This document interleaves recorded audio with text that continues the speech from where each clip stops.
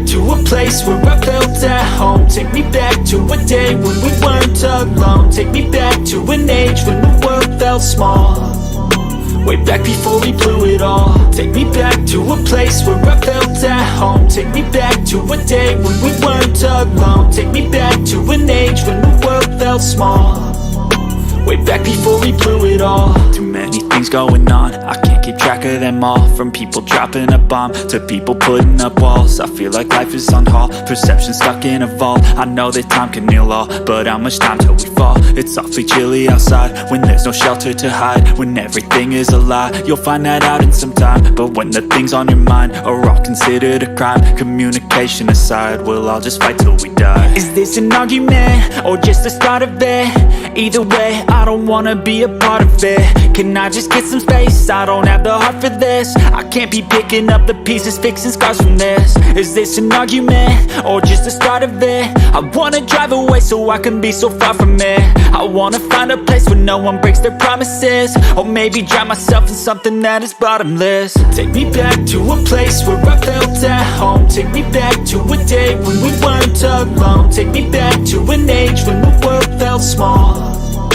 Way back before we blew it all. Take me back to a place where I felt at home. Take me back to a day when we weren't alone. Take me back to an age when the world felt small.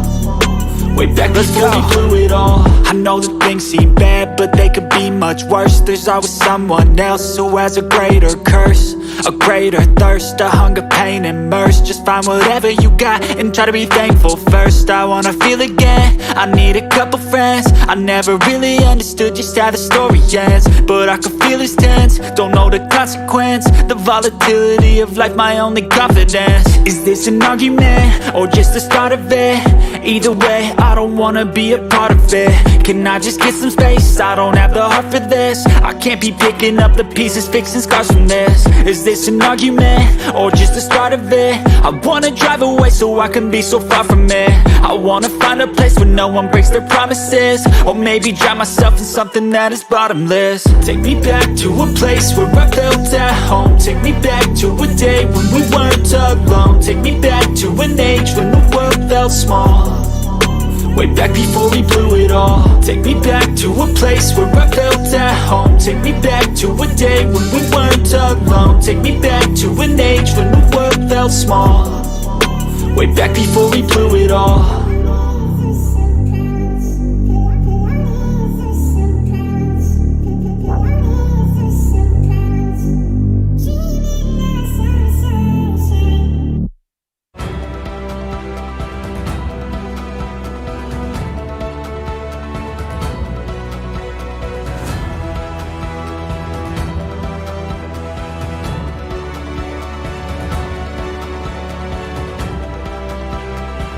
Folks, welcome back to Indaba Africa. This is Chris once again.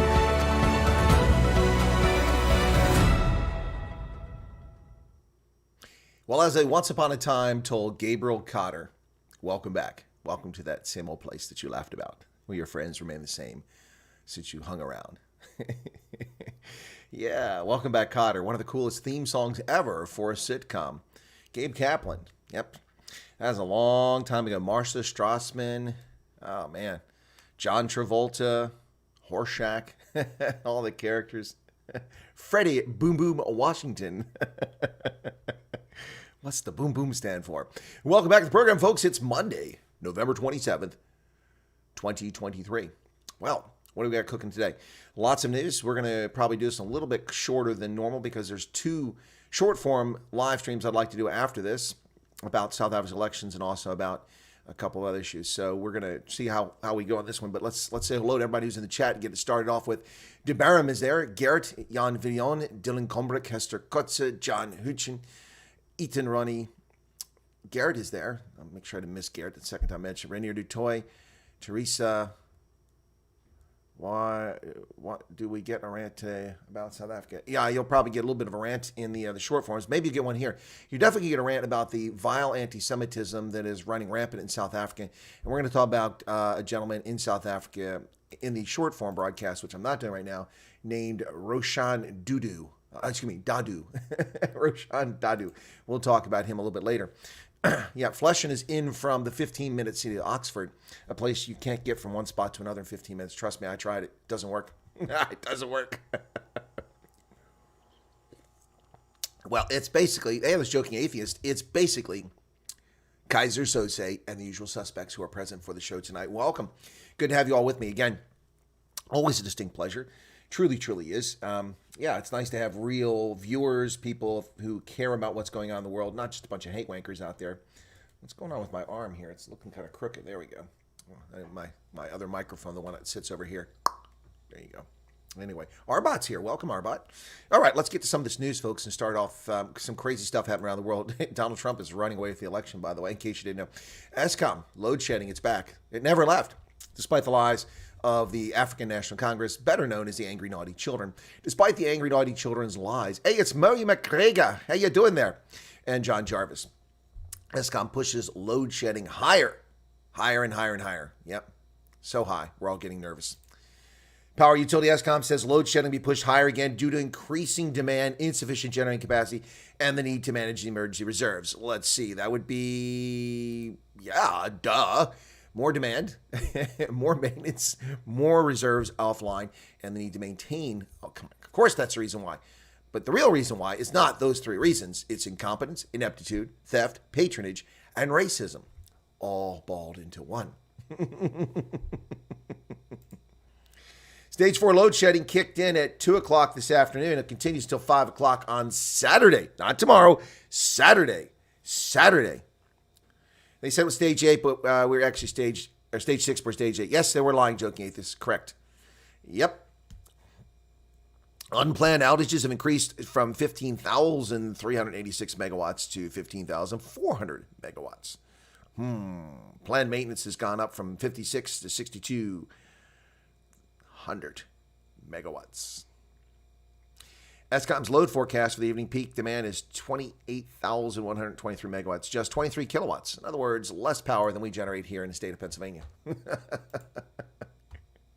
Now, I don't know the exact amount of kilowatts. I ought to look that up and see how many kilowatts or how many gigawatts Pennsylvania generates. ESCOM, which cannot deliver electricity, is searching for a new logo to rebrand itself, and it's going to pay millions, tens of millions, for that logo, when lots of South Africans have offered their version of free new ESCOM logos. You're going to like this story from the Independent Line. ESCOM to pay millions for new logo, but South Africans offer free designs, and they could glow in the dark. ESCOM looking for a multi-million rand tender award to design a new company logo and develop its corporate identity. But enraged South Africans have come up with their own logo redesigns for free. The personal pocketbook of the ANC, parastatal, posted a 24 billion rand loss last year and unable to keep the lights on. Increased its tariffs by 31% in 2 years and still cannot bring the juice. City Press reported ESCOM Chief Procurement Officer Yaintri Sankar explained to MPs the logo redesign was part of the Department of Public Enterprise plan to unbundle the parastatal into separate transmission, generation, and distribution entities. Each will have their own corporate logo. South Africans, meanwhile, in true South African style, have reacted with vigor and not only taken time out of their busy schedule to design new logos, but are offering them to the beleaguered state entity for free. Here's one. Brett Lindeck says, apparently ESCOM is pushing ahead with a new logo. I'm all for good things, so I created this new logo so you can have it for free. ESCOM with a broken light bulb. Here you go. ESP. The new ESCOM logo. Now that one isn't showing up. Neither is that one. Here you go. SCOM. SCOM. This one's good. Unfortunately, that looks a little disturbing there. Look, Simba, everywhere the light is supposed to be. That's all because of ESCOM. Oh, folks, I don't mean to laugh at your plight, and I'm not laughing at your plight. I'm laughing at the stupidity of all this. It's just, it's too much. It's too much. The murder of Leah Diager, the pastor, 2 years ago, takes a strange twist as her husband is arraigned for her murder 2 years after she was murdered in Amazimtoti. Wow.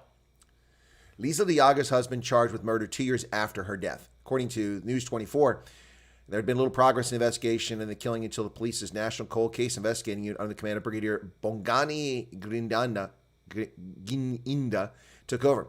Diager's husband, Varna, was stoic and emotionless in the Amazon Todi Magistrates Court in front of an array of cameras. He was remanded and in custody in Westville Prison until his next appearance on December 7th. No bail. He indicated the magistrate that his attorney could not attend court proceedings but would be available for his next appearance. The prosecutor opposed bail because of the nature of the offense. He also said Varna did not have a fixed address. Well, that's interesting. He's been out for 2 years and never been a suspect. You're worried he's a flight risk?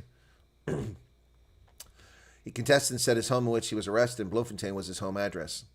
Also raised issues of medication required.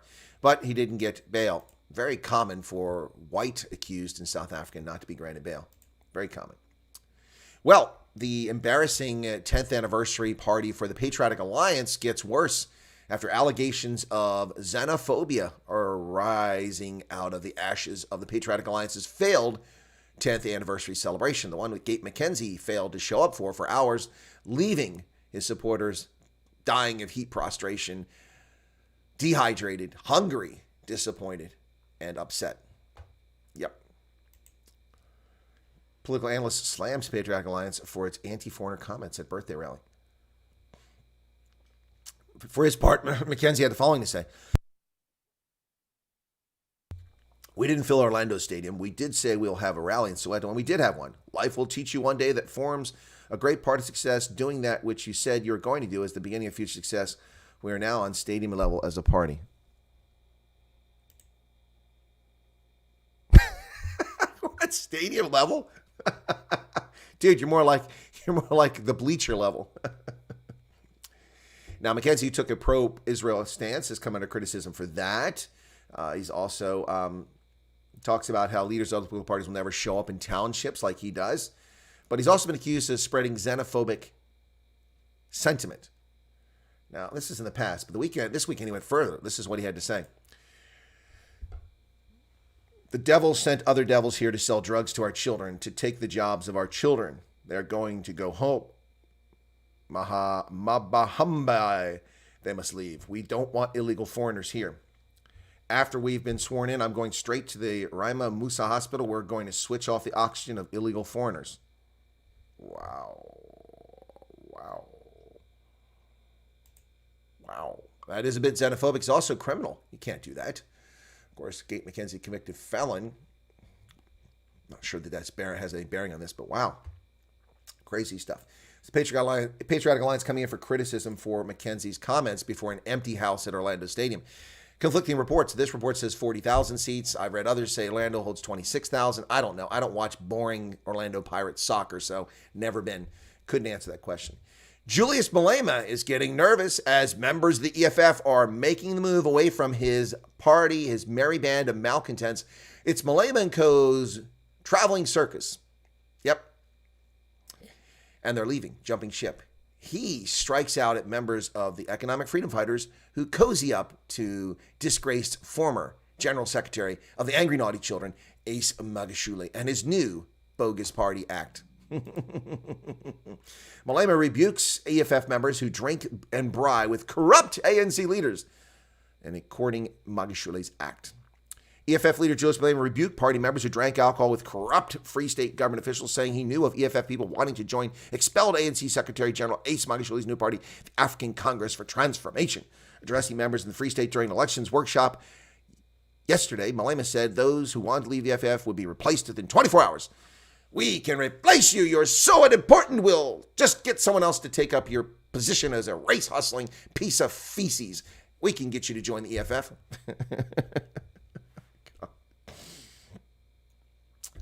Wow. Malema said he never gets shocked or demoralized when people leave the EFF because he knew that when the organization was formed that people would fall and sell us out. Dude, like you sold the ANC out. Others in the Free State are on their way out to a party of Ace Magashule, and they think that we are not aware. We're looking at them. Ekwachao. And we've got replacements for them. Oh, goody. Malema charged, when they leave, it will not take more than 24 hours. They'll be replaced with immediate effect. The work of the organization will continue in the Free State, with or without them. What work is that, Julius? You want a mayoralship in the Free State, and you refuse to take it because ANC voted for your candidate. Dingbat doorknob, Julius Malema. Boy, race hustling, slimy pieces of crap just get away with everything in South Africa. All you got to do is say the outrageous things. Hey, do you smoke? 29% of South African adults do smoke. Do you use tobacco products? Well, new rules still being gazetted across South Africa. Now it's gone to Gauteng, where people express their dismay at these new rules. New smoking laws for South Africa leave Gauteng divided.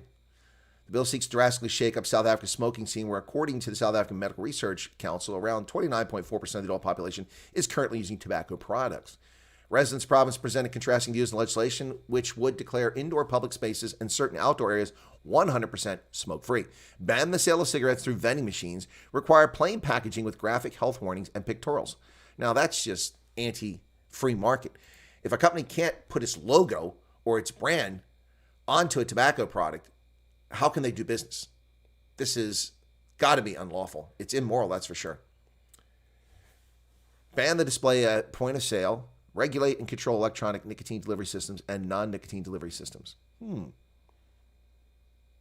Some folks objected in Gauteng, including the classification of nicotine as a toxic substance. The worry from small-scale traders to losing a significant source of their income because of the ban. Yeah, well, it's coming. The ANC doesn't care. And then they'll sell cigarettes illegally through their syndicates to the people willing to pay an outrageous amount for smuggled Zimbabwean cigarettes. Well, the attack on the young cricketer, captain for the under-19 team in South Africa, the anti-Semitic garbage and the bogus investigation by a corrupt racist organization, Cricket South Africa, is drawing attention. Now, I stood by his right to say that, and I'm going to stand by the right of these fools to do what they're doing. He mustn't lie. Bo-Kaap residents respond as city denies claims of clash over Palestine murals.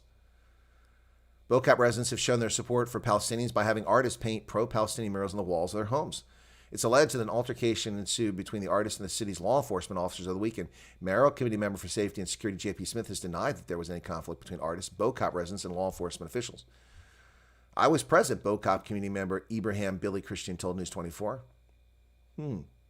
Residents say the committee member for Safety and Security, J.P. Smith, mustn't lie. According to Smith, graffiti was submitted to the city's law enforcement officials. Responding officers did not issue a fine because the street artists were busy painting private property with consent to the owner. It's important to note that there was no conflict between the artists, Bo-Kaap residents, or law enforcement, as claimed.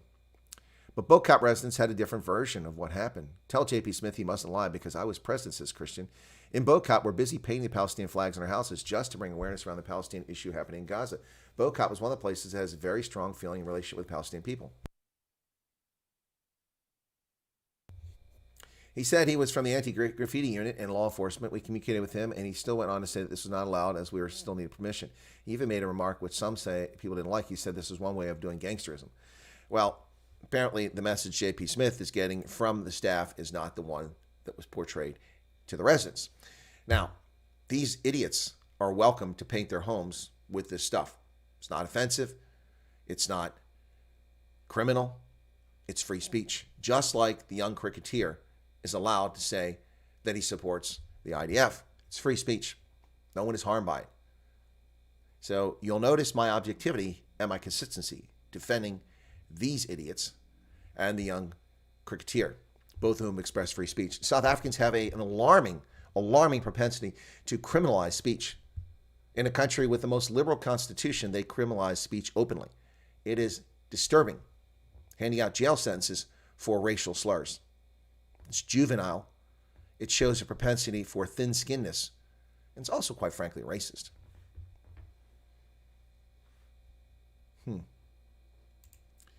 Ronnie Lamola, you know him, the Minister of Injustice, Ronnie Lamola, says that they've confiscated, this is how many they found, 21,000 cell phones, mobile phones, from prisoners in jail. Oh, they got more cell phones than we got. Lamola says almost 21,000 cell phones confiscated from inmates in prisons. Minister of Justice and Correctional Services, Ronnie Lamola, has warned against officials who are helping inmates smuggle cell phones and other contraband into correctional centers after almost 21,000 cell phones were confiscated between April and October. 21,000 just in 6 months. 6 months, this year alone. 21,000 cell phones were smuggled into prisons. These aren't prisons. These are relaxation centers. My goodness. John Jarvis says smoking rules brought in by non-smokers with no packaging. How on earth do people know what their brand is? Exactly. Well, they just have letters on it saying Marlboro, Lexington. Yep. The All-Seeing guy says nicotine makes you resistant to that. I didn't know that. People are applauding Malema for calling for justice with the bank saga. Little do they know it's due to him wanting to nationalize. Yes. No, little do they know that he and his friends have pilfered and stole from Granny. Yeah, that's right. Go-Go's. The Venda Go-Go's were robbed. Their life savings stolen in the Venda banking scandal. Yep, VBS.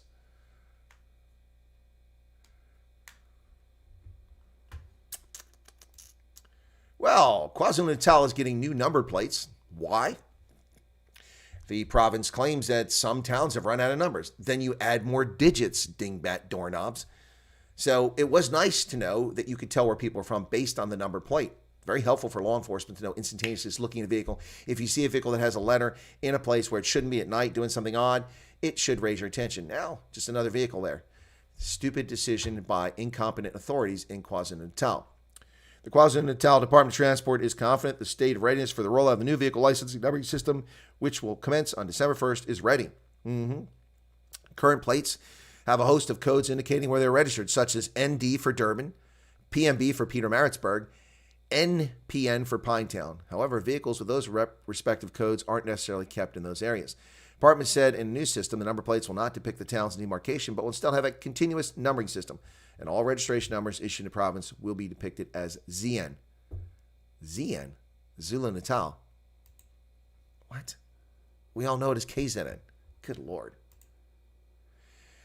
A Santon student, 21 years of age, has been arrested in the brutal, disgusting daytime rape and murder of a teacher during a recent recreational outing. Santon student arrested for horrific rape and murder of Joburg teacher Kirsten Klutz. 21-year-old student is expected to appear in court after he was arrested for the rape and murder of the school teacher Kirsten Klutz. Gauteng Police spokesman Brigadier Brenda Muradili said the alleged killer was arrested Sunday in Parkmore. The Provincial Commissioner of Police in Gauteng, Lieutenant General Elias Mwala, has commended Santon's team of detectives that managed to crack the murder case of Miss Kirsten Klutz by arresting her alleged murder on Sunday. This follows a thorough investigation by detectives in cooperation by 24/7 Security Management. Suspect will be charged with murder and he will appear in court before. Will he also be charged with rape? Earlier this month, IL reported the tree was reporting for the teacher's body was found dumped on a jogging path in Santon. Delta Park High School, where she was an English teacher, posted a moving tribute.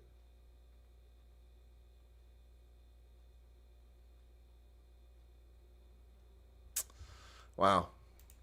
So they've arrested someone. Did he do it, though? Remember, they arrested two guys who supposedly murdered Brendan Horner?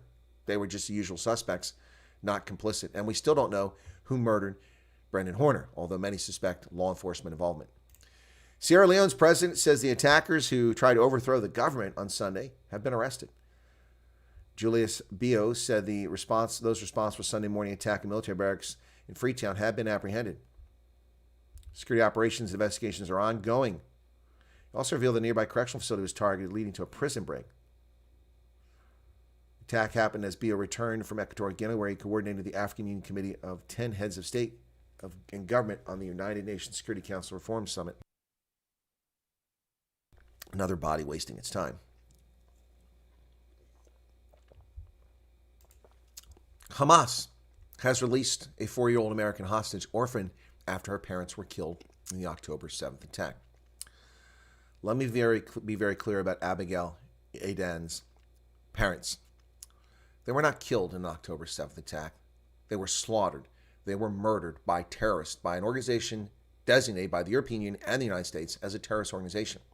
An organization that is a vile, repulsive representation of the Palestinian people. This 4-year-old is an orphan because her parents were callously, brutally, and defenselessly murdered by scum of the earth.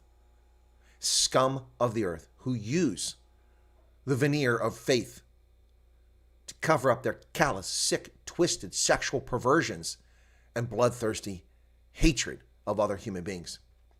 This little girl is an orphan because they were murdered. They weren't killed. Business Insider, useless piece of feces publication. An American girl was released in the latest hostage exchange. The first American to be released. There's 10 being held there. President Biden confirmed Sunday that Abigail Adan, a 4-year-old American girl held hostage by Hamas after her parents were killed, was released. Thank God she's home, Biden told reporters. I wish I was there to hold her. No. Keep the pedo away from the children. Do not let Joe Biden go near this child. She has suffered enough trauma without Joe Biden entering her life. I like your ears. Good Lord. Hamas militants, Hamas terrorists stormed her kibbutz Kfar Aza on October 7th. They're not militants. Stop that nonsense. She ran to a neighbor's house for shelter where another family took her in as the rampage raged. All 5 disappeared and were later confirmed to be captives.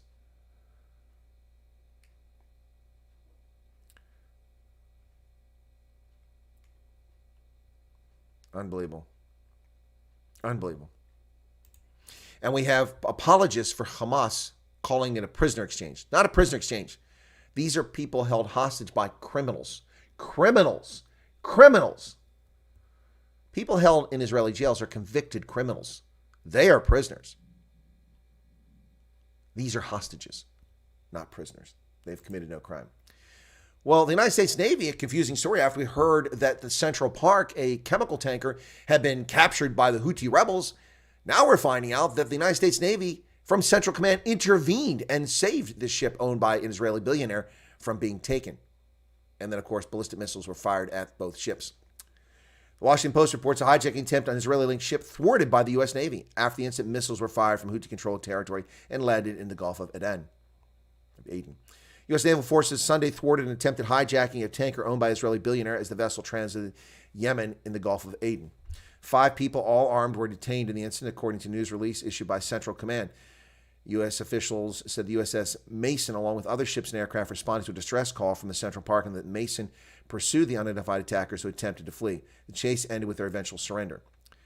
After the attempted hijacking was disrupted, 2 ballistic missiles were fired towards the Mason and Central Park from Houthi-controlled territory in Yemen. A representative for Zodiac Maritime, the British company that manages Central Park, said the ship's crew and cargo is safe. We'd like to thank the coalition forces responding quickly, protecting assets in the area, and upholding international maritime law. Exactly. But why is the Central Park driving around without armed guards, crew-served weapons, and a means to repel this repugnant activity? Many years ago, we were almost slammed with a fart. What are you talking about, S-Bach? What are you talking about? All Seeing Guy says, until the last few years, I haven't heard any variation of the word xenophobe since I played an arcade game named that. I'm not really sure what you're getting at. Not sure what you're talking about. Japan and Vietnam cozying up in the face of Chinese militancy, Chinese aggression in the South China Seas. Japan and Vietnam agree to boost ties and start discussing Japanese military aid to Vietnam amid the China threat. Japan and Vietnam have agreed to boost their security and economic ties in the face of China's growing influence in the region. Japan and Vietnam have met. Their Prime Minister Fumio Kishida and Vietnamese President Vo Van Tung held meets in Tokyo and agreed to broaden their security cooperation. The 2 leaders said the Japan-Vietnam relationship will become a comprehensive strategic relationship, bringing their ongoing cooperation to new heights and further expand to new fronts. And China has made a huge strategic error. Its arrogance, its callousness, its boldness, its lunacy in claiming the 9-dash line, the Paracel Islands, as well as the shoals and reefs in the South China Sea, has simply driven other actors together. You will see an alliance formed in the very near future between Vietnam, the Philippines, Japan, South Korea at a minimum, possibly Taiwan, which would make the Chinese really go bat crap crazy. But there will be an alliance of these partners, with or without the United States under the incompetent Joe Biden. There will be an alliance, a military economic alliance akin to NATO or the European Union, but not really like the European Union, more like NATO. This is coming to Southeast Asia. China has played its cards too obviously. And there'll be a pushback from these regional players. The Chinese are going to face a growing pushback against their brazen arrogance. In Sweden, Elon Musk files another lawsuit. He's going after Media Matters in America over Twitter. Now he's going after a Swedish agency for the Tesla strike. Tesla filed a lawsuit against the Swedish state via Sweden's transport agency as striking postal workers in the Scandinavian country halt the delivery of license plates for new vehicles manufactured by the Texas-based automaker. Tesla is non-unionized globally, but the Swedish workers are demanding that the carmaker sign a collective bargaining agreement, which most employees in Sweden have. Tesla has no manufacturing plant in Sweden, but has several service centers. Tesla said it was suing the Swedish state through the Swedish transport agency because not accessing the registration plates constitutes an unlawful discriminatory attack directed at Tesla. And in fact, it does. The state-owned postal service refusing to deliver mail because they have a political grievance, that is a criminal act, even in Sweden. Go get them, Elon Musk. Well, Paris's mayor, Anne Hidalgo, isn't that a Spanish name, Hidalgo? It's in France, a French-speaking country. Paris Mayor Anne Hidalgo, never heard of her, leaves Twitter, calls the social network an anti-democratic sewer. Is she describing the city of light, Paris? Paris Mayor Anne Hidalgo says she's leaving X because it fosters division and has become a gigantic global sewer. And she refuses to wade in any longer. I'm sorry, is this an article from 2015? Is she describing Twitter in 2015? Oh my goodness. Tens of thousands march against anti-Semitism in London. It's finally about time we see people stand up for this group of people. Tens of thousands of people participated in a march against anti-Semitism in London on Sunday, protesting a rise in hate crimes against Jews since the October 7th terror attack by Hamas on Israel and Israel's subsequent bombardment of Gaza. Former British Prime Minister Boris Johnson was among the estimated 60,000 demonstrators in the first march of its kind since Israel-Hamas war began. It's the Hamas war, Voice of America. Protesters carry placards with the message, shoulder to shoulder with British Jews, never again is now, zero tolerance for anti-Semites. Others show the face of Israeli hostages held by Palestinian militant group Hamas. Yep. London's Metropolitan Police received reports of 554 anti-Semitic offenses between October and November 1st, up 44 from a year earlier. Well, that's not much more. Police arrested the far-right activist Tommy Robinson at the start of Sunday's march after he refused to leave the area at the request of police officers. Organized the demonstration asked Robinson not to attend because of the distress his presence was likely to cause. So they harassed Tommy Robinson because he wanted to participate in this protest.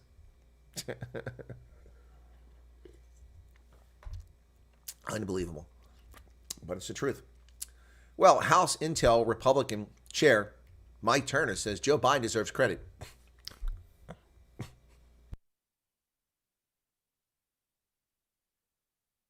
Sorry, I had to put the mic on mute. I couldn't allow that to get out over the air when I had to say about this. Joe Biden deserves credit. Yeah. House Intelligence Committee Chairman Mike Turner Sunday gave rare praise to President Biden over the hostage deal between Israel and Palestinian militant group Hamas. I think people would expect nothing less, and certainly it appears that the administration has stepped up for that, and that has been important, the Ohio Republican told Meet the Press. When asked if Biden deserves credit, he said, absolutely. No.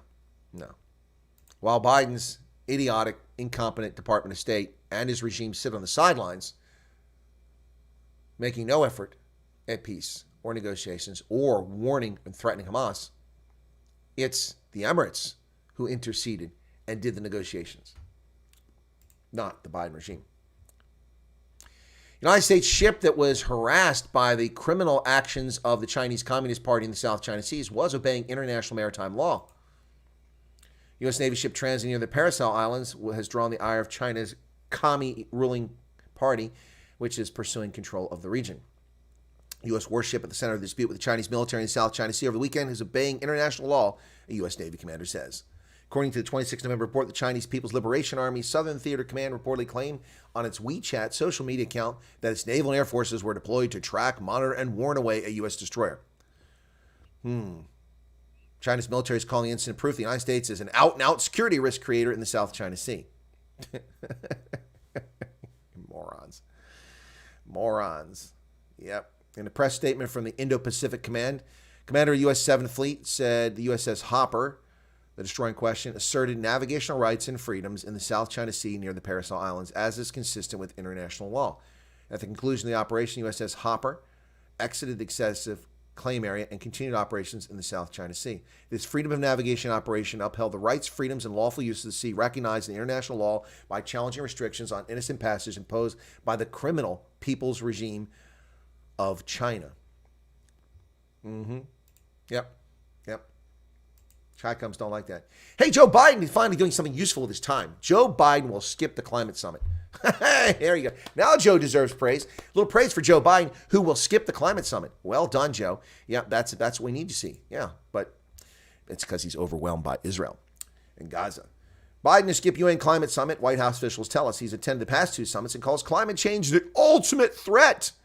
He's confusing it with his own presidency. But we'll miss the talks that are set to begin in Dubai on Thursday. Officials say that poor Joe Biden is overwhelmed by the Gaza situation. Can't go to the climate change summit. Who will he send? Kamala Harris? Boots in the air. Well, ladies and gentlemen, this is a consequence. And now some of you are going to wait a second. What are you talking about? Well, I call out things when I call them out. Free market trade, capitalism, is the most successful economic model in the history of humankind. Supply, demand. They balance each other out and things work. Prosperity comes. People innovate to take advantage of a chance to improve their lot in life. They develop neat little things that never existed before, that no one ever thought of, that people suddenly want. And demand grows, production grows. It's not a zero-sum game. If it was, the world would not be producing $100+ trillion a year of GDP every year. We'd still be producing $1 billion. But free market capitalism comes with responsibility. And I don't care who it is that violates the tenets of free market capitalism espoused by Adam Smith and David Ricardo and Chris Wyatt. I'll call them out. And I called him out then. I'll call him out again. Doesn't mean I won't vote for him. But Donald Trump imposed tariffs in 2018 to protect U.S. industry. It was wrong. It was incorrect approach. And now we're suffering for it. U.S. manufacturers of whiskey are the unintended victims of this in retaliation by the corrupt European Union. U.S. distillers stare down a 50% tax on shipments to Europe starting next year. Collateral damage in the transatlantic trade fight. Brooke Glover wants to ship her award-winning West Virginia-made whiskey to Europe, where fans have been clamoring for a taste, but she has no plans to expand across the Atlantic because starting next year, each bottle will have a 50% tax. Swilled Dog Distillery is one of many American whiskey makers falling victim to a fight that has nothing to do with bourbon or rye.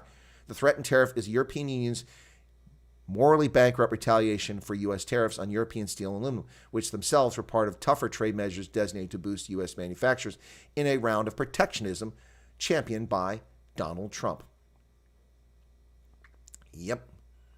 American whiskey makers are drawn into the trade fight in 2018 after former President Trump imposed tariffs on steel and aluminum. He cited national security risk where the United States couldn't produce these things. But protectionism never works. George Walker Bush tried it with U.S. steel industry over 20 years ago. And all it did was drive up prices for consumers and construction in America. Trump screwed up. These tariffs were asinine. They didn't protect America. Now they're harming Americans and American businesses. That one's on Trump, not on dingbat doorknob Joe Biden. Well, speaking of dingbat doorknob Joe Biden has apologized to terror apologists, to Hamas supporters. This story just getting out now, but it happened ages ago. Biden apologized to Muslim American leaders for questioning death toll from Hamas-linked organization. President Biden apologized to some prominent Muslim American leaders for publicly questioning the Palestinian death toll being reported by the Hamas-controlled Gaza Ministry of Health. He huddled with 5 Muslim American leaders the day after his 25 October comments about reported Gaza deaths roiled the Islamic community, vowing to do better. During the meeting, which initially planned for 30 minutes but lasted more than twice as long, Biden heard the leaders describe individuals they knew who were personally affected by the conflict. "I'm sorry. I'm disappointed in myself," dingbat doorknob Joe Biden told them. Wow. I'm sorry. For what? Being a corrupt, pay-for-play, thieving, national security risk? Your entire adult life? Lying about this country? Demonizing people? Lying about South Africa? You going to apologize for that? Don't apologize for not accepting propaganda numbers from a terror organization. There's no reason to apologize for that, you idiot. Well, actions like that are the reason Biden is cratering. Belatedly, should have happened long ago. Biden continues to face deteriorating poll numbers. In contrast, Donald Trump is rising in popularity. His share of the vote in national polls is higher now than it was a year ago. Trump has got better support now after 9 fake indictments than he had a year ago. Over the last 2 years, President Joe Biden made great efforts to rally fractured Democrats behind his Build Back Better plan. Sounds like a freaking song by a former Boyz II Men group singer. Plan in hopes of reversing his plunge in the polls. Despite the passage of multi-trillion-dollar waste of money spending packages such as the Infrastructure Bill and Inflation Reduction Act, which actually caused inflation, Biden's approval ratings have remained stagnant and have even deteriorated in recent months.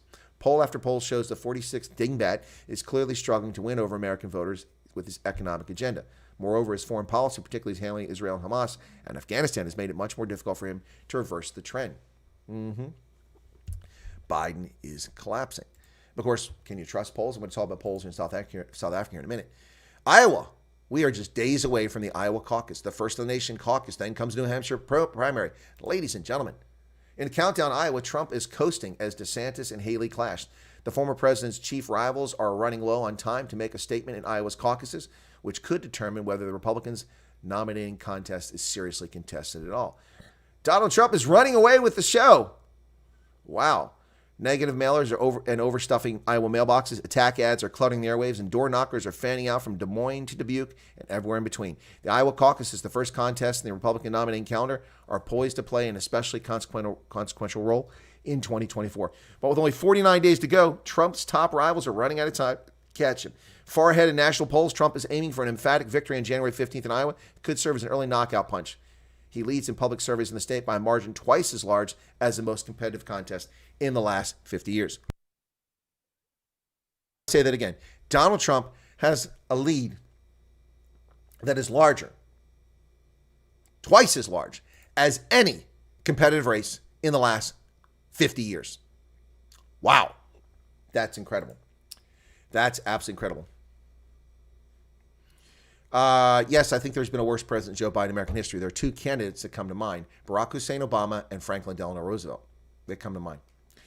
Well, who's the largest package delivery service? Is it FedEx, Federal Express? Is it UPS, United Parcel Service? No. It's Amazon. Amazon. Ooh, they have surpassed both.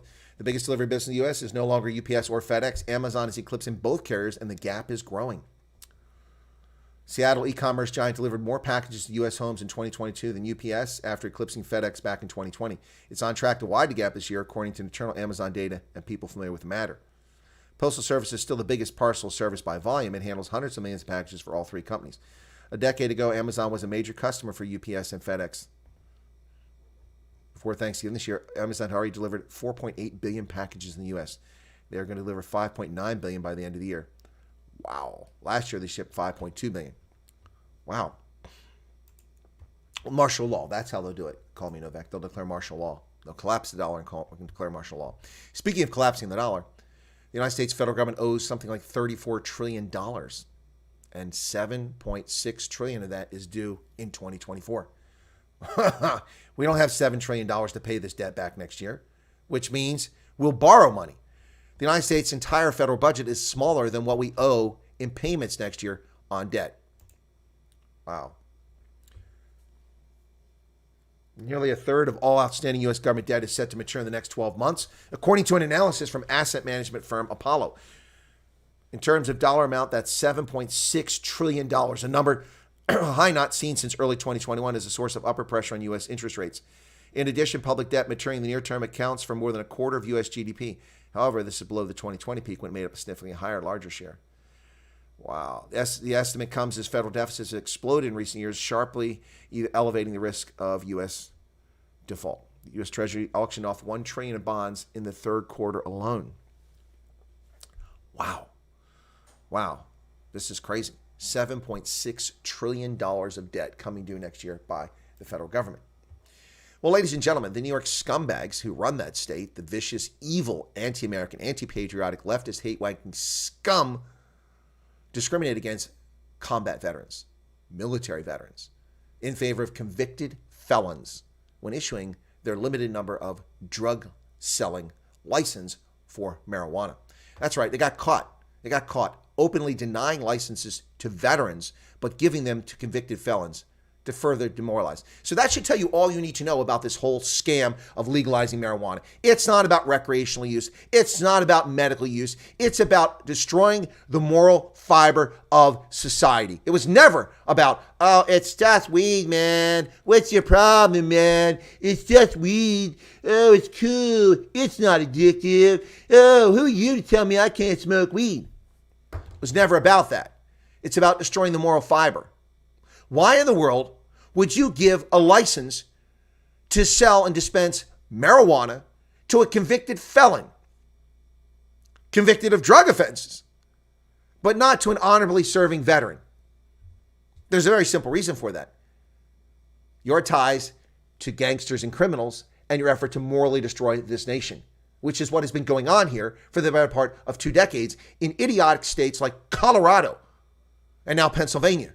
Morons legalizing dangerous substances for their own gratification. New York on verge of settling suit alleging state favored drug dealers over disabled vets for pot license. New York's illegitimate Governor Kathy Hochul's regulators are on the verge of settling a discrimination lawsuit alleging the state favored convicted pot felons over disabled veterans in the awarding of licenses to sell marijuana. The move would accelerate the opening of hundreds of cannabis stores left in limbo by the Empire State's criminal action against legitimate license appliers. The details of the proposed agreement weren't made public, but the State Cannabis Control Board has called for emergency media money to approve the settlement. Yeah, because they want to cover it up. The parties wish to enter into a settlement to get rid of this so that we don't get embarrassed. Now, therefore, be it resolved, the board approves entering a settlement agreement and stipulation for the dismissal of the Fiore action and coalition action. Yeah. Emergency meeting, the case brought by disabled veterans Carmine Fiore, William Norgard, Steve Maya, and Dominic Spaccio. New York officials got burned after Albany Supreme Court Justice Kevin Bryant issued an injunction in August to put the state's problem-plagued cannabis program on ice. Yeah, you give licenses to convicted felons, drug offenders, but deny disabled veterans, law-abiding disabled veterans licenses. Of course we're going to put your program on hold. A state that got away with 1 century of unconstitutional gun restrictions, unconstitutional laws. This is a state that hates Americans and America. New York. Because of litigation, the injunction, the state cannot approve the opening of stores of licensed cannabis operators, and that's why they want to do it. After months of the harmful impact of legal operations trying to open, there is great holiday days for the entire cannabis community, said Osbert Orduna, CEO of the Cannabis Place, who runs a Queens-based licensed pot delivery service, but was blocked from opening an approved weed store due to the injunction. Good. So, finally, veterans strike back against the scum. Well, it's Cyber Monday, folks. Have you bought anything? What have you bought? Business Insider, that nasty publication, lists 285 of the best Cyber Monday deals here in America. This is what their experts have found. Cyber Monday deals are live, and it's the final day to take advantage of the year's lowest prices on hundreds of items from multiple categories of things you just do not need. Amazon, Apple, Adidas, Booty, Best Buy, Bombas, Cheap TVs, Christmas, Dell, DreamCloud, ExpressVPN, Lowe's, Nectar, Nordstrom, NordVPN, Samsung, Toys, Walmart, and Wayfair. All companies with sales. They're showing fashion. Here's a $48 overpriced t-shirt, only $24. Cotton Fleece Classic Jogger, overpriced at $68, still overpriced at $48. Skims Scoop Neck Dress, overpriced at $78, still overpriced at $48. And a Scoop Bralette, $34, just $22. And there's a shirt for the men, Canadian Goose. A lot of clothing here. We're going to get something else here? All clothing. Faux leather jacket. Anyway, all the Cyber Monday deals you can stomach. And there you have it. That's the news for today, folks. The 27th of November, 2023. What say you? His Joe Biden politics are just as effective as Bidenomics. Exactly. What else? They can track your phone information when it's turned off, but can't keep phones out of prisons. Yep. Exactly right, Light Rain. Myra's here. Hey, Myra, you got a new avatar. I like it. Yep. All right. Sedgefield is here. Hester Coates. Fleshin. Stephen von Veik. The only trade tariff policy should be a pledge to match whatever your trade partners offer you. Exactly. Exactly. Free trade. That's what you'd have. Yep. There's a tendency debate to assume invalid criticism of one group elevates the opposing group. It's a logical fallacy. Jews and Muslims can't both be simultaneous threats to Western culture. Exactly. Corporate capitalism has pushed the elitists to the verge of USA destruction and promoted war to enhance their share of corporate military complex. I think there's some truth in that, but I don't agree entirely there, Keith. And yes, Patrick, I think that the worst American president in history, the two were Barack Hussein Obama and Franklin Delano Roosevelt. Okay, tariffs are not free trade policy. It's temporary leverage, but the Wall Street Infernal will find any to attack its policy. What are you saying, Mike? I can't understand what Mike's saying. MJ is proven gateway drug to harder drugs as well. I agree. Although they claim it's not. Martial law collapse the dollar. I bet half the military and law enforcement go home and take their toys with them. I was being facetious, Light Rain. But what will they do to steal this time around? What will they do? What will they do to undermine the integrity of the coming events in 2024? Yeah, it puts me in mind of the absolute, people do things against their best interests. I mean, and we're going to talk about that right now. But in the election where Bob Ehrlich, the Republican governor, the first Republican governor of the state of Maryland, I lived in Maryland at the time, working at the National Security Agency, the first Republican governor in 30 years, over 30 years, 40 years, since Spiro Agnew had been governor back in the 1960s, was Bob Ehrlich. He won an amazing election in which he focused on Republican and conservative areas in Western Maryland and the bedroom communities and Eastern Shore, and eked by a very unpopular candidate, Kathleen Kennedy Townsend, a scion of the Kennedy family. This is RFK Jr.'s sister, Kathleen Kennedy Townsend. She was thoroughly unpopular. She was lieutenant governor under her boss, Paris Glendening, who was sleeping around with his aide publicly, and while he was married in the White House, didn't hide it. I mean, that's just rude. So he defeated her, and when he ran for re-election, he had a 63% approval rating the day of the election, that week of the election, and he lost because he wasn't a Democrat. So let's take a look at this Brent Hurst poll. Now, I've told you, I'm going to do a live stream here shortly after this. We're going to talk about this in more depth. But this is a Brent Hurst poll of the fortunes of political parties right now. So you can see the Brent Hurst Foundation General Election Survey. Now, there's one here that's not a party. It's a multi-party charter, which includes the DA, the EFF, the the DA, the IFP, Action SA, and Freedom Front, and others. But here are the election fortunes at the moment. 41% polling for the ANC, 36% for the multi-party charter, 23% for the DA, the EFF 17%, IFP 7%, Action SA 3%, Freedom Front Plus 2%. Yeah. So how can 41% of South Africans vote for the ANC when it's clearly not something that's in their interest? 41% of South African voters are not profiting from patronage. 41% of South African voters are not initiated caters who get the money handed to them. So how can people vote against their interests? Well, how can 81 million people have voted for Joe Biden against the interest of America? The chaotic abandonment of Afghanistan, the willful ignorance of what happened in Myanmar, in Cabo Delgado, in Tigray, no action taken by the world's most powerful country, the intentional ignoring of 70,000 Russian troops moved to the border 6 weeks after he became president on Ukraine, and then building up a conflict and supplying arms to the most corrupt state in all of Europe. 81 million people voted for this. People voted for John Fetterman. You have to wonder how stupid people are. You really do.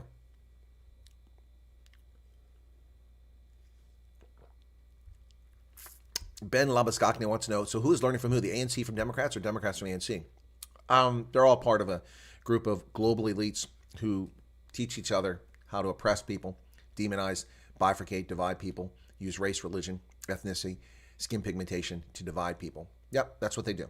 That's what they're most accomplished at. It's the most successful thing they've ever done. Paulie's here. He's coming in late. Welcome, Paulie. Welcome. Forget the sales. Save up to keep paying your bonds and fuel costs. Yeah, I saved to pay my mortgage. Ian Cameron for South African president is an impressive young man. Uh-huh. Garrett, you used to say Chris Wyatt for president.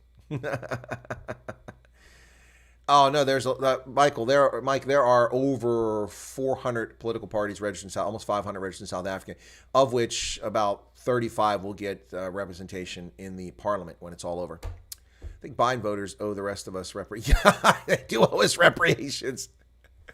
Yeah, they do. I want my reparations for people electing Joe Biden and Barack Hussein Obama president. Remember, but look, when did people catch on to these things? Remember this? Oh, America's too racist to elect a black man to be president. Of course, Barry Obama's not black. He's mixed race, but we'll just go. Anyway, we'll say he's black, okay? So America's too racist to elect a black man. Barry Obama gets the most votes ever for a president, for a candidate running for president. 68 million Americans voted for him. Hey, folks, do you know there are 42 million or 40 million black Americans when Obama won?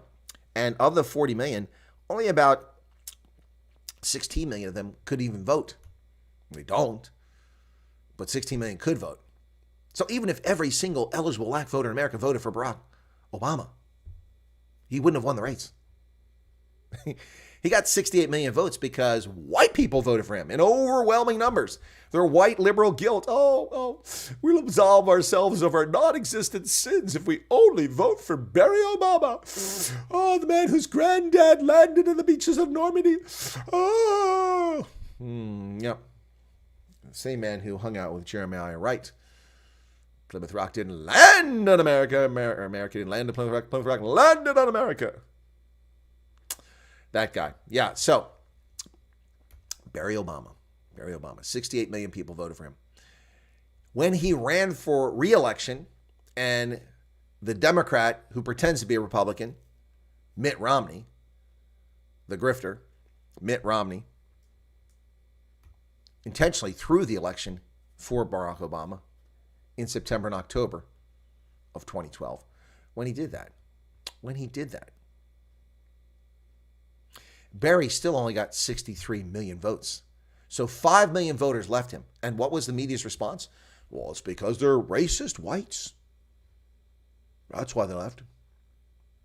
But those racist whites, those 5 million racist whites, didn't vote for John McCain in 2008. They voted for Barry. John McCain's a war hero. Blue eyes. Blonde hair before it turned gray.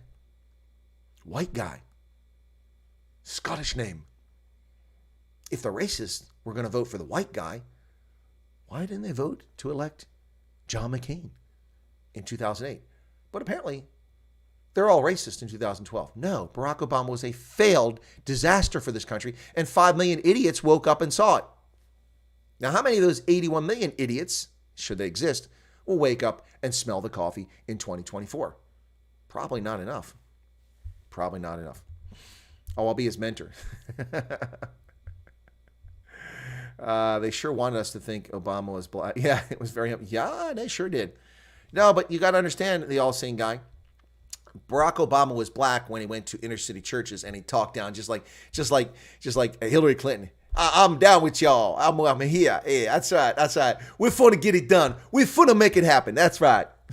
that's Barack Obama playing the minstrel show when he goes to black neighborhoods instead of just being the guy he is, an erudite, spoiled, rich little shithead, and telling people and speaking in his erudite, rich little shithead Ivy League voice. He hides that and tries to get down with the people, just like Hillary Clinton. And that's not racist at all, no. And then when he goes to Kansas in the Midwest, where the voters are 97% white, and he needs the white vote.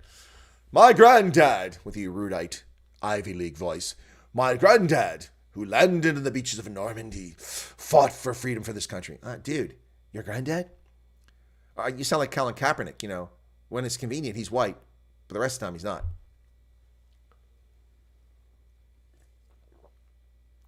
So Ben Laviscaki says, so the USA is down the tubes, finished and clar. Have Americans woken up and smelled the coffee? Yes. Many Americans have. But is it enough is the question. And I'll tell you where it all started. It all started because a high school student was raped by a fake transgender student in Virginia. And the school board covered it up. A father found out that his daughter was sexually raped by a biological male in a high school bathroom because that biological male was allowed to use the same bathroom as female students, and he raped his daughter. He went to a school board meeting in Virginia. And not only was the school board not embarrassed when they were exposed for covering up a sex crime that should have put that boy in prison, not only were they not embarrassed by that, But they actually called law enforcement to arrest the father for even raising the topic of his daughter being raped and the cover-up. This sparked widespread outrage in Virginia. This and one other event. Someone running for governor of Virginia talking about aborting children, a doctor, after they're born. Those two issues outraged Virginians so much that they voted for Glenn Youngkin. He won more votes and more counties as a Republican candidate than any Republican in the history of the state of Virginia. And this is given that Virginia, until 30 years ago, was reliably, overwhelmingly conservative and Republican. But despite that, no Republican candidate ever won as demonstrably large an outcome as Glenn Youngkin.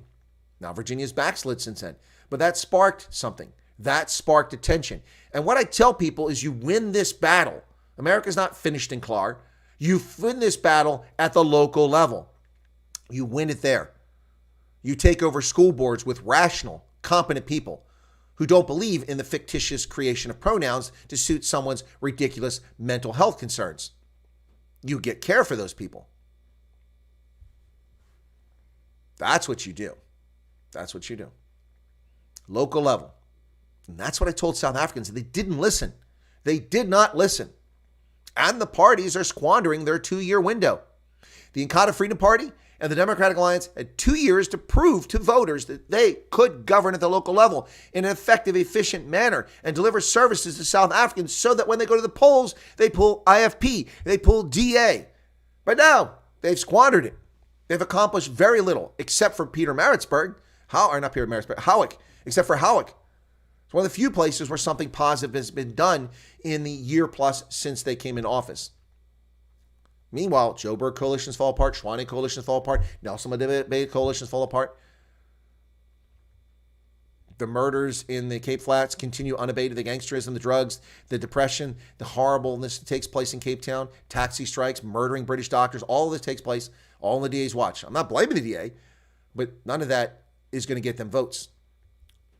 They waste it. But you do this at the local level. That's how it was done to us. It started with hate-wanking leftists who never grew up in the 1960s. Hey, man, it's just pot. Students for Democratic Society. We love commies, man. Che Guevara. Viva Che. Yeah, man. Jop. That's right, man. The Vietnamese were right. So chill. These morons moved into our universities instead of contributing to society and began to poison the minds of our young with lies and distortions about this country. Once they took that over, and some of them who graduated moved into the media, and they wound up taking over the media, institutions like the Washington Post, New York Times, and they ran a consistent drumbeat of lies about America. They took over our universities. They took over our media. When tech came along, they quickly ensconced themselves in tech companies and took over tech, shutting out alternative voices, shutting out the truth.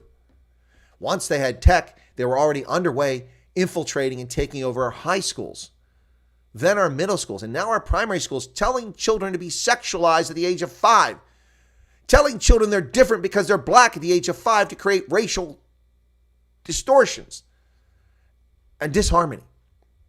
This is what they have done for 60 years. Why? Because they couldn't cotton the success of America coming out of the Second World War, overcoming the Korean conflict, and mass, huge productivity based on the automobile and home building, which grew this economy and made us the most powerful country in the world, and simultaneously extending rights to the entire population by eliminating Democratic-inspired and controlled racist legislation under Jim Crow throughout the country, not just in the South. Don't fall for that nonsense. Racial legislation existed in the North to discriminate against black Americans. They'll blame the Southerners all the time. I'm from a border state. I'm the North. And I won't blame Southerners. I'll blame all of the scumbag Democrats who are responsible for this and a handful of Republicans who are behind the creation of the Ku Klux Klan and of Jim Crow legislation and a literacy test and of property ownership to vote. All of that progress was made at the behest of Republicans. It was a Republican Party that introduced civil rights legislation during the Eisenhower administration, which was defeated by racists in the Democratic Party, particularly in the Deep South, like Lyndon Johnson. It was a Republican Party that brought this to the table. And it was old white men who changed our immigration laws in the 1960s to allow all these people of color to come to America. Not women, not Jews, not Muslims, just a bunch of old white Christian men. But old white Christian men are all racist. Shut up. Stupidity of the highest order. People can't deal with the facts. You can't handle the truth, as Jack Nicholson once told people. I'm entitled to the truth. You can't handle the truth. No, they can't handle the truth. Because the facts tell a very different story of the narrative of this country. That does not deny the evils. That does not deny the failures of this country. Humans fail. They're driven by desire and lust. Not always by magnanimous decisions and their activity. That's a fact. They just don't like it. They can't deal with it. You fix this at the local level. You take back your primary schools. You take back your junior high schools. You take back your high schools. You take back the universities. That'll take decades. They're gone. Universities are completely gone. They're not universities. University is a place where universal ideas are supposed to be expressed and shared, and people can contribute. I remember I told people, I said, when I was a young student at 17, I went to the Baker Center, the original Baker Center in Athens, Ohio, for a young Republicans meeting. I wasn't even voting age. And I walked into a room and I sat down, and it became very apparent to me very quickly that I went to the wrong room. I had the wrong room number. I was at a meeting, apparently, of gay and lesbians. I didn't know that. I was like, that's fine. But the point is, a university allows that sort of interaction and discussion of topics. Homosexuality was very much frowned upon at that time, very much demonized. Gays were not exactly, the shiny new, flower and a shiny new stone that was out there. So, but that was allowed on a college campus. Palestinian students who came to America talked about Palestine.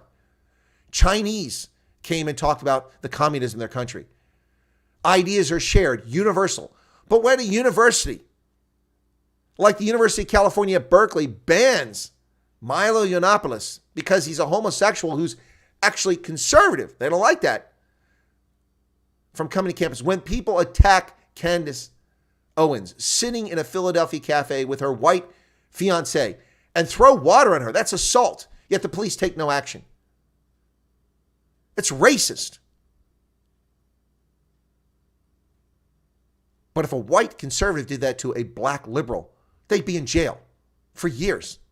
Look at the injustice of Derek Chauvin. I've not said anything about Chauvin, but looking into the facts that have been concealed and covered up in the Chauvin case. For instance, the chokehold with the knee in the back that he used is a standard police tactic, which was covered up in the trial and not allowed to be introduced because the judge said he couldn't prove that he ever got the training.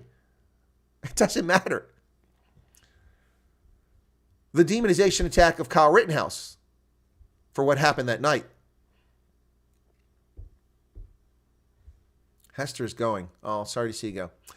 Biden and Squirrel are, yes, they are. Yes, Matt Canale, Ohio University is very leftist these days. That's why they don't get a single penny of my alumni dollars. Not a single penny. Ohio University is gone, just like that small farming and vocational school in Columbus where they teach animal husbandry, Ohio State University. Yep. The universities are gone. There are a few exceptions, Liberty University, Hillsdale, a few others, where people actually can talk any subject at a university, universal topics. Very few places left that like that in America or in Europe. They're all leftist breeding houses of malcontents and racial hatred. That's what they are. Look at the anti-Semitism coming out of all the universities right now and attacks on Israel. It's unbelievable. Unbelievable. Anyway, folks, what say you? What do you guys got to say about that? This would be a good place to put an ad in. Well, let's do it. See if it works. YouTube tell me to put an ad in here. KGB defector Yuri Bezmenov warned about. Yeah, he did. He did. Ideological subversion. You are correct. Do you disagree about the policing aspect of the city of Cape Town? Without what the DA and city has put in place, it would be far worse. You have problems, SAPs, and you'd have... No, you're not listening, Paulie. I didn't blame the DA for those events. Didn't blame them. I said they're not going to win votes while those things are going on. There's a very big difference. I didn't say the DA's blame. I didn't say Jordan Hill Lewis, it's your fault. I said that with those events going on, they're not winning votes. That's what I said. So I don't think we disagree. I think you misunderstood. Dan Hook is here. Welcome to you. Bloemfontein is hotter than Satan's butt. No. Pretoria was hotter than Satan's butt for the game on Saturday, and so was Durban. That's right, Mike. Barack Obama won the Nobel Peace Prize, yet he started more wars than any president in recent history. He did. He started more wars. He restarted the war in Afghanistan. He restarted the war in Iraq. He started a war in Syria. And it's just, and George Bush only started a war in Iraq and Afghanistan. So he even beats George Bush. Yikes. Yeah, no, Barack Obama, a Nobel Peace Prize. It just shows you how corrupt these things are. How corrupt they are. He got a Peace Prize without even accomplishing anything.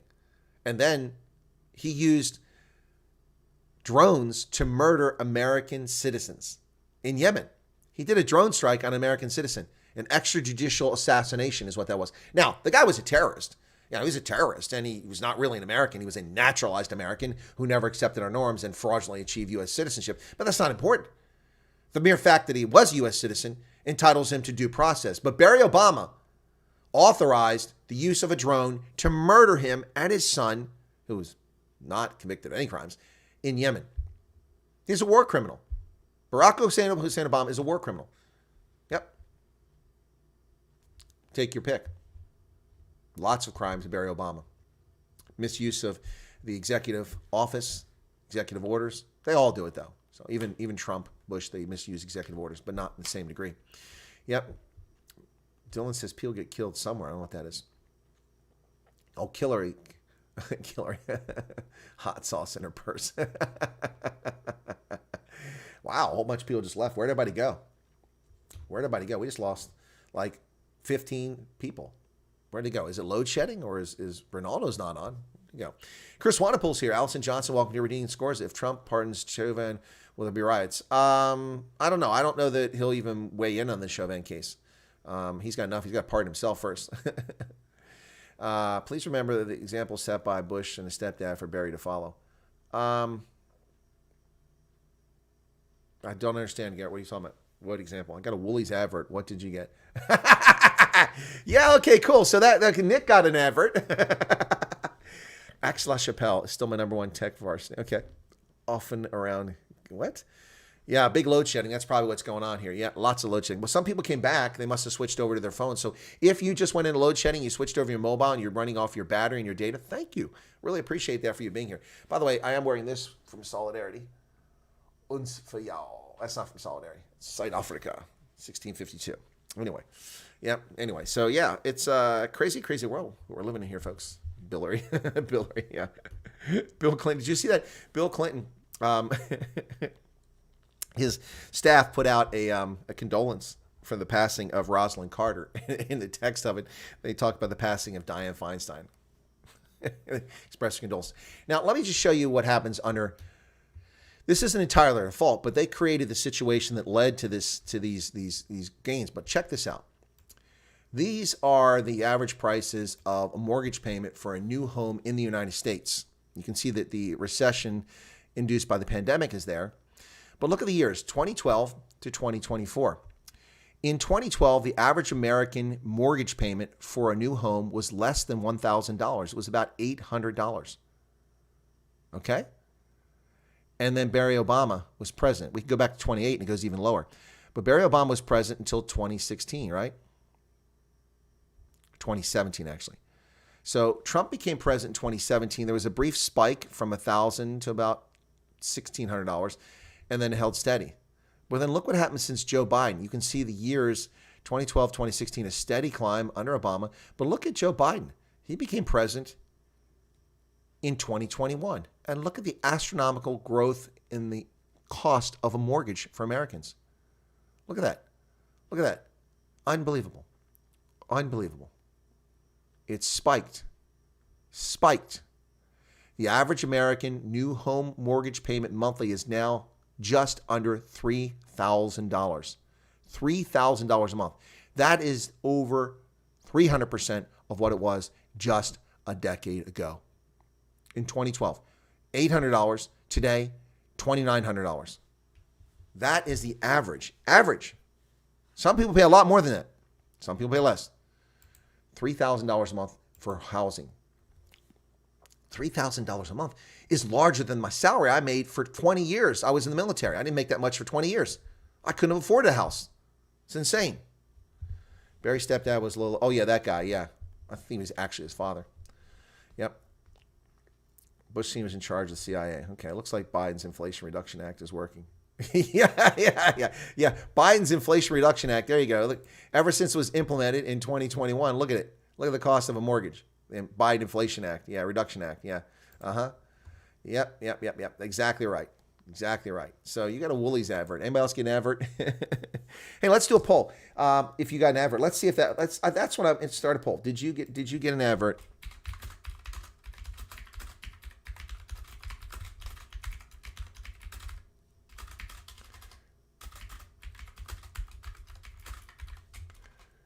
All right.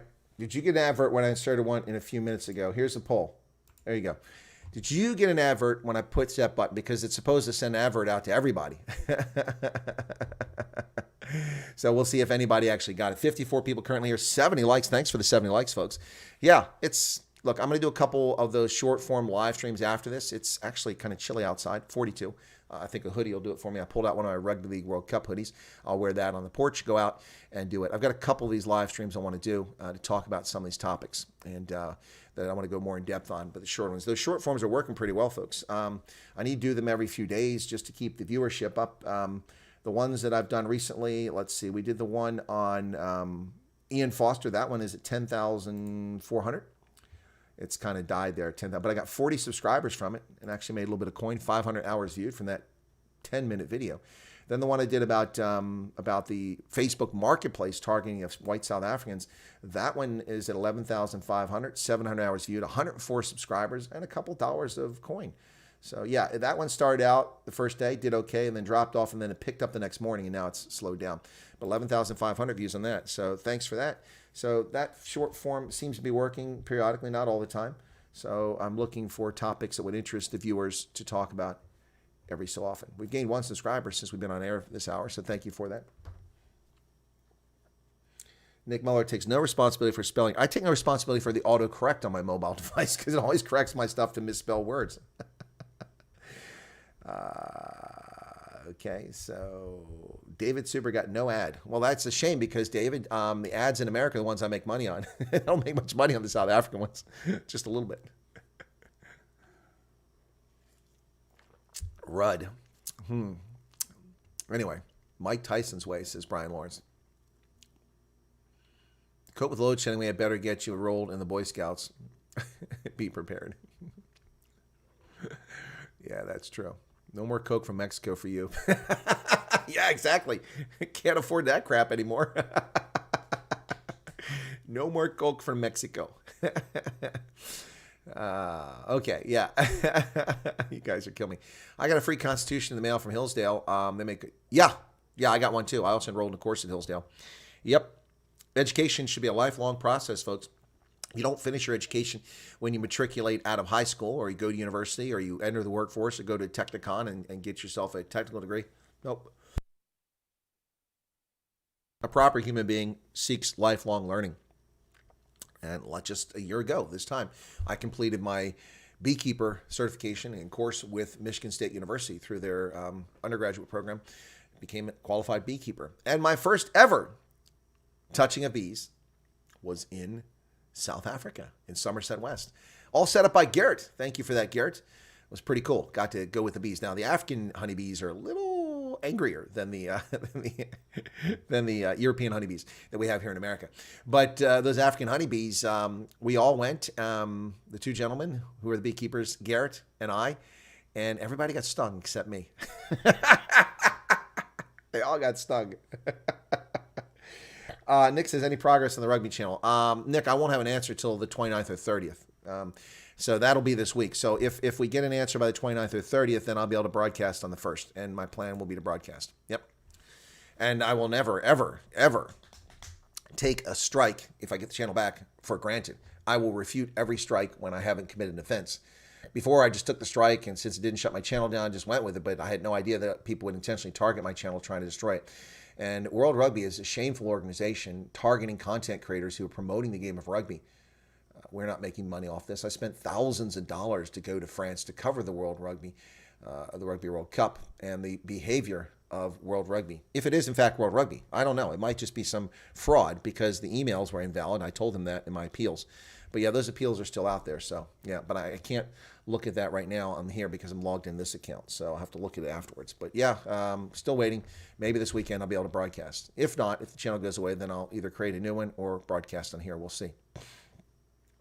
I got an ad, but didn't watch it, so I don't know what it's been. Says Maryland. Okay. Saw someone allegedly getting a tour of the Hamas underground tunnel systems. They were very deep and high tech. Israel paid for them, all-seeing guy. Not all of them. The Israelis, like under the Al-Shifa hospital, the Israelis built this. Gaza was under Israeli control up till 2005, and they built bunkers for defense. Yep. Some of those bunkers, some of those tunnels were built by Israeli government back in the 1980s, 1990s, apparently.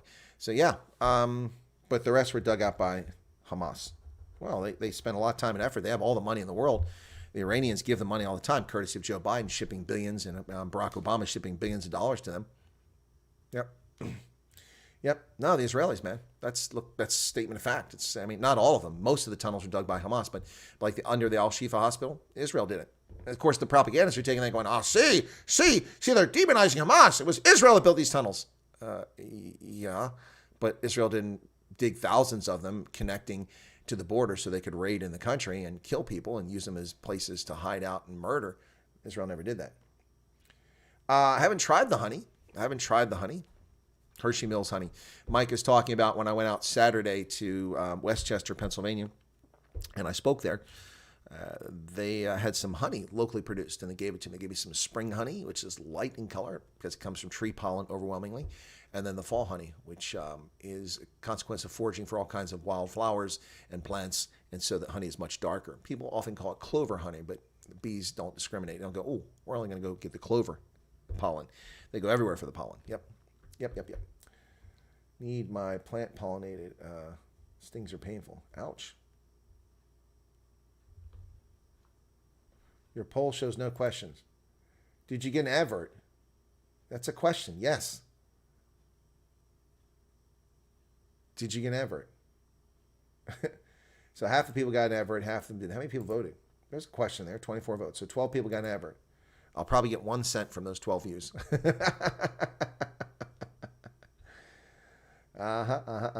Yep. Anyway, folks, I hope some of you can turn out for the ones I'm going to talk about, the Democratic Alliance, the ANC, the EFF, the Patriotic Alliance. I'm going to do that. I'll do one of those short-form live streams, and then I may do this other one. I think I'll do the other one first rather than the politics. I'm debating it right now. But yeah, that's the plan. So anyway, Phantom of the Opera production over Christmas, says Keith. Okay, that's interesting. That is interesting. I'm going to end the poll right here. Okay, end the poll. Okay, 25 votes. So 13 people got an advert and 11 didn't. 12 didn't, excuse me. Yep. Pound of the Rand will come down. I don't know. Are you planning on going to the UK? Hospital merely dug to expand hospital facilities since delay amongst high-density urban areas to prevent expansion. I'm not sure the entire reason why Israel dug the tunnels, but they did dig some of the tunnels under the Al-Shifa hospital. Purported it was for, a place to take shelter. So, blackberry and fireweed. I don't have a favorite of honey. It depends on who produces it, where it's done. Bees do some amazing work. By the way, Dylan says math isn't so good. Use your English. My math isn't so good. Dylan. Bee honey has been found in Egyptian tombs, and it's edible. Buried in a tomb for thousands of years, and it's edible. That's amazing. It's an incredibly durable substance. Honey is fantastic. It's the best sweetener out there. It's better than cane sugar. It's better than beet sugar. It's better than any of the fake sugars or high fructose corn syrup. Honey is the ticket, man. Honey is some good stuff. Good stuff. Yep, it really is. You should try it. And I'm sorry for the folks who keep being challenged by the load shedding. I know that's frustrating for you. It certainly would be frustrating for me. It is frustrating for me when I'm in South Africa and I go through it myself, and when I lived in Botswana. But yeah, very, very challenging. So anyway, there you have it. Antimicrobial. Yeah, that too. It is. That's right. It fights bacterial infections as well, apparently. I don't use it for medicinal purposes. I just eat it. I like eating honey. It's good stuff. I like to put it on toast. I also put it on waffles. Good stuff. Still love the fact that all the honey you buy in supermarkets here has expiry date, same as salt. Very funny. Yeah, salt doesn't expire either. That's to get you to buy more or throw it out. I've left honey in my shelf for years, not touching it, go back, and it's perfectly fine.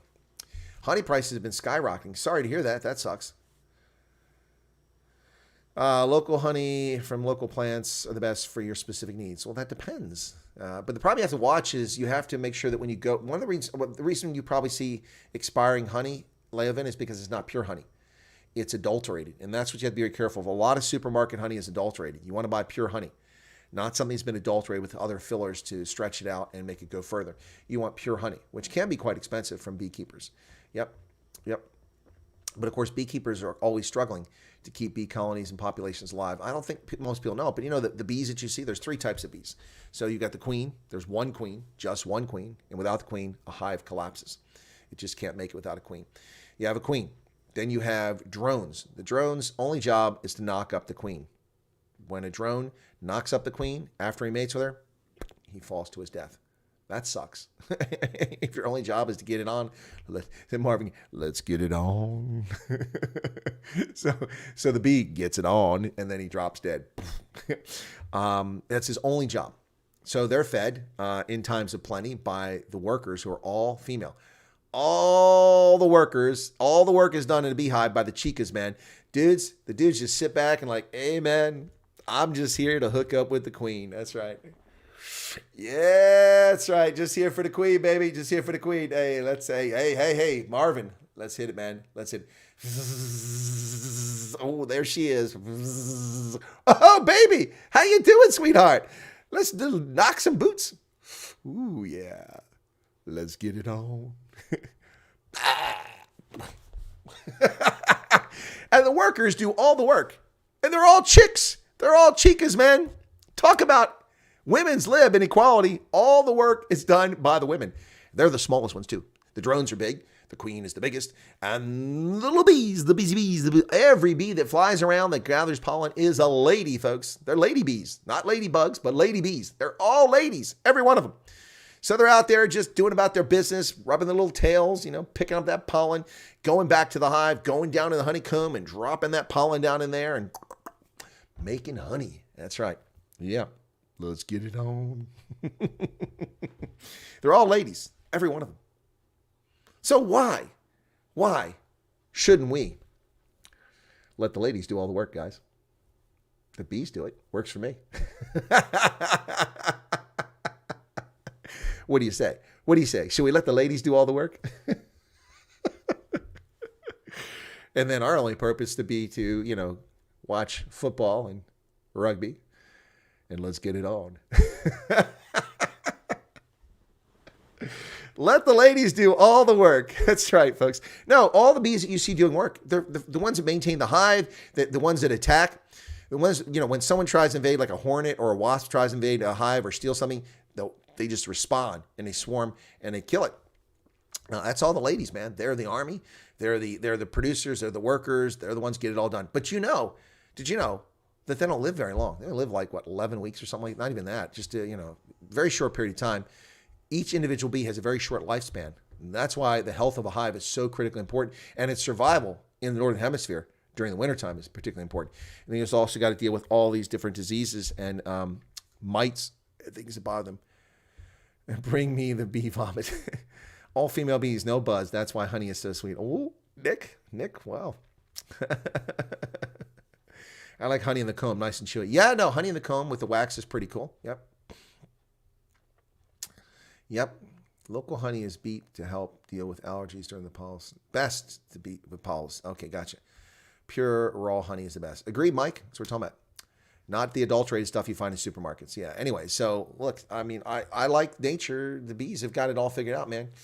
They got it all figured out. Except for that part about after you knock boots dropping dead. I like the rest of that scheme, So, hey, ladies, bring me some honey. That's right. Hey, see, you go work over there. I'm going to sit here and watch some football. Hey, ladies, rugby's on. Just go make the honey. Collect that pollen. We're busy. Malcolm wants some area B. Tupelo tree honey is great, but Tasmanian leatherwood honey is unpleasant. I never had that one. Never had that one. Yikes. Anyway, folks, let's wrap it up here. Thanks for everybody for being here. 77 likes. Be sure to hit the like button. If you like bees, hit the like button. If you want to be a drone, no, just kidding. By the way, before I go, anybody that tuned in for yesterday, I was having a go at Ronaldo. Did you see that? I was giving a hard time. Christopher Nolan should go back to making bad Batman movies, Now, I do think that the new Dune is just a woke ripoff, and I'm not going to watch it. No thanks. Get my honey from beekeeper that lives up the road. Helps with my allergies. That's cool. Bees are the most clean insects. They clean their hives, and that stuff that exfiltrate is extremely valuable. Your bees' names are... You're welcome, Dylan. What a way to go. Yeah, Chris Wyatt. Every drone goes with a smile on their face. Hey, it's the queen. Out of the way. Bzzz. Hey, baby. Let's get it on.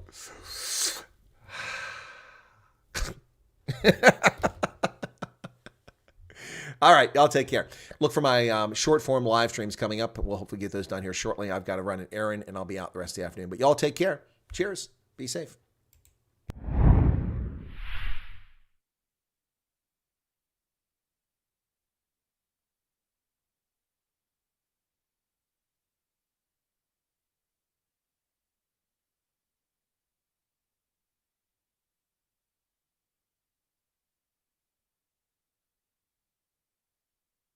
Here's how.